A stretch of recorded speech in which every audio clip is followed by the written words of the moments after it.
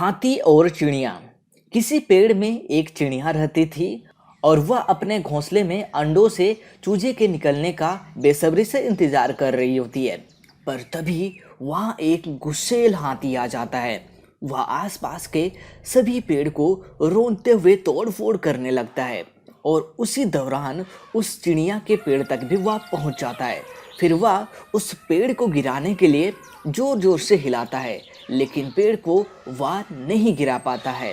फिर वह हाथी वहाँ से चला जाता है, लेकिन इसी हिलाने के दौरान चिड़िया का घोंसला वह टूटकर नीचे गिर जाता है और उसके सारे अंडे फूट जाते हैं।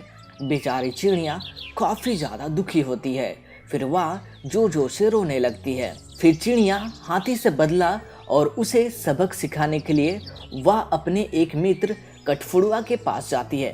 फिर वो अपनी सारी बात उसे बताती है। उस कठफोड़वा के दो और अन्य दोस्त भी होते हैं, एक मधुमक्खी और एक मेढक। फिर वो तीनों मिलके हाथी से बदला लेने के लिए योजना बनाते हैं और तय योजना के तहत सबसे पहले मधुमक्खी हाथी के सामने जाती है। फिर उसके कान में गाना गुनगुनाना शुरू कर देती है। हाथी को यह संगीत सुन काफ़ी ज़्यादा मज़ा आता है। पर इसी दौरान वहाँ कठफोड़वा आ जाता है और हाथी का दोनों आंखें को वो फोड़ देता है।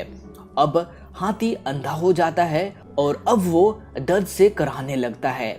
और तभी वहाँ मेढक की पलटन होती है। वो एक दलदल के सामने जाती है और वहाँ सभी कोई मिलकर टरटराने लगती है।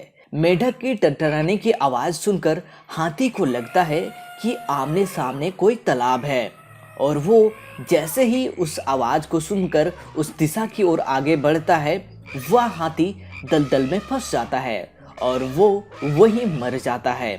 सीख: कमज़ोर से कमज़ोर लोग भी यदि एकजुट होकर काम करें तो बड़ा से बड़ा काम को भी वो पूरा कर सकते हैं और बड़े से बड़े शत्रु को भी वो पराजित कर सकते हैं।